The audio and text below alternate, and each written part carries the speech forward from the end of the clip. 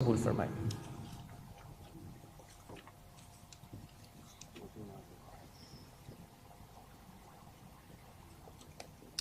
Sir, इस वक्त हमारा सबसे बड़ा मसला है कि हम उम्मत मुस्लिमा का ये है कि फ़िरक़ों में बढ़ गए, बिखर गए हैं। इस पर प्लीज़ रोशनी डालें। आपने कहा कि अपने नबी सल्लल्लाहु अलैहि वसल्लम की निस्बत को ठेस न पहुँचाएँ, तो इस वक्त खुसूसन बच्चियों को पर्दे की अहमियत, लड़कों को निगाहों की हिफाजत का भी प्लीज़ बता दें और ये ज़रूर क्लियर कर दें कि पर्दे में रहकर हम इस दुनिया से लड़कर अपनी बात मनवा सकते हैं। हज़रत अम्मा आयशा ने भी जंग जमल में अम्मा आयशा को बीच में ना लेकर आया, क्योंकि अगर मैं इख्तिताम की बात करूँगा तो फिर आप परेशान हो जाएंगे। तारीख भी हाफ कोट की जाती है। ये तो बता देने कि अम्मा आयशा जंग जमल में ऊँट पर सवार होकर निकली थी, उसका एंड बताते कोई? एंड पर क्या हुआ था पता है? मैं बताता हूँ आपको। अम्मा आयशा ने कहा सैयदना अली को, बेटा हमसे गलती हो गई, हमें घर से नहीं निकलना चाहिए था। और सैयदना अली ने क्या फरमाया? अम्मा मुझे माफ़ फरमा दीजिए, मुझसे भी गलती हो गई, मुझे भी ऐसा नहीं होना चाहिए था। कितने लोगों ने ये दो जुमले आज पहली दफा सुने? हाथ खड़ा करें प्लीज, हाथ खड़ा रखें और पीछे देखें। ये जो जुल्म हमारे साथ हो रहा है, हम इख्तलाफात पैदा करने के लिए, तफर्रुक़ पैदा करने के लिए और अपनी चाहतों के लिए तो दलीलें निकाल कर लेकर आते हैं और आउट ऑफ रेफरेंस कोट करते हैं। अम्मा आयशा का जंग जमल का वाक़या तो पेश करते हैं, उसके अलावा ये क्यों नहीं बताते कि सहाबा जैसी अजीम और पाकीज़ा हस्तियां अम्मा आयशा से पर्दे में रहकर सवाल करते थे, हाँ या ना? ये क्यों नहीं बताते? और जंग जमल की सिवा बताइए, हज उम्र के अलावा बताइए कि अम्मा आयशा बाहर निकलती हूं, बता दीजिए कोई। और ये एंड भी कोई नहीं बताता है। तो quoting Amma Ayesha for this can not be a दलील, this can not be a दलील।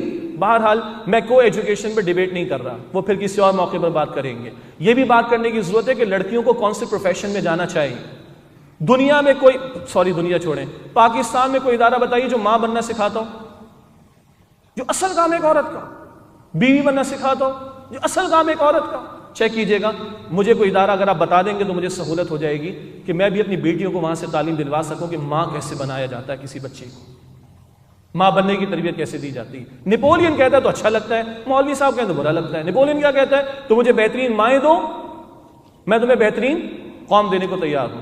यूनाइटेड स्टेट्स की स्टडी है, औरत को बाहर लाके खड़ा किया, शाना बशाना खड़ा किया गया, क्या कंट्रीब्यूट हुआ इकोनॉमी में? 5% इकोनॉमी में कंट्रीब्यूट हुआ। At what cost?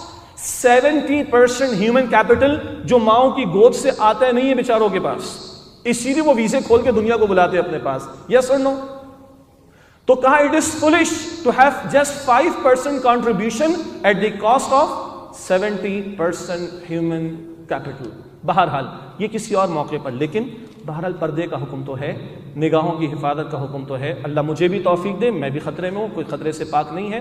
लड़कों के लिए कहा गया बताएं तो बिल्कुल बताएंगे। कुरान पढ़िए सूरह नूर आयत नंबर 30, मर्दों को भी निगाहों को नीचे रखने का हुक्म। कुरान पढ़िए सूरह नूर आयत नंबर 31, औरतों को भी निगाहों को नीचे रखने की तलकीन। उसमें कुछ तफसील उसका मौका नहीं है। और हदीस में है कि नज़र, बुरी नज़र, बद निगाही, ये शैतान के जहर में बुझे हुए तीरों में से एक तीर है और यहाँ से आगाज़ होता फिर मामला आखिर तक जाता है।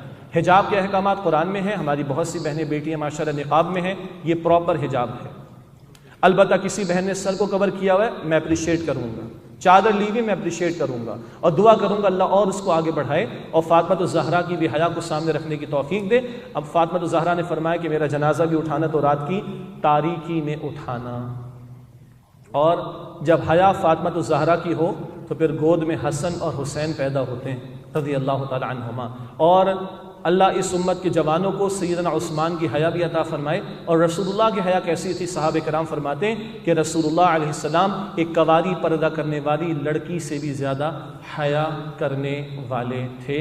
अल्लाह मुझे और आपको, हम सबको अमल की तौफीक दे। और मैं सलाम करता हूँ फ्रांस की मुसलमान औरतों को। आपको पता है ना निकाब पर पाबंदी कहाँ लगी हुई है? फ्रांस में। यूएसए में नहीं लगी अभी, फ्रांस में पाबंदी लगी हुई है। और आपको याद होगा कि फ्रांस की एक मुस्लिम ऑर्गेनाइजेशन ने एक फंड, बिजनेस कम्युनिटी ने फंड क्रिएट किया कि जिस औरत पर निकाब करने की वजह से कोई जुर्माना लगेगा, इस फंड से हम उसकी पेमेंट करेंगे। लेकिन थैंक्स टू अल्लाह सुब्हानहू तआला, व्हाट्सएप पर आपने वो तस्वीर पढ़ ली होगी जो आप मास्क लगाते हैं, वो पिक्चर देखी किसी ने व्हाट्सएप के ऊपर?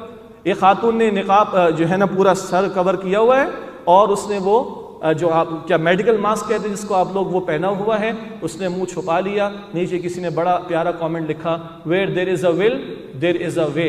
निकाब पर पाबंदी है, मेडिकल मास्क पर पाबंदी नहीं है। बहरहाल where there is a will there is a way, and where there is no will there is no way. Ji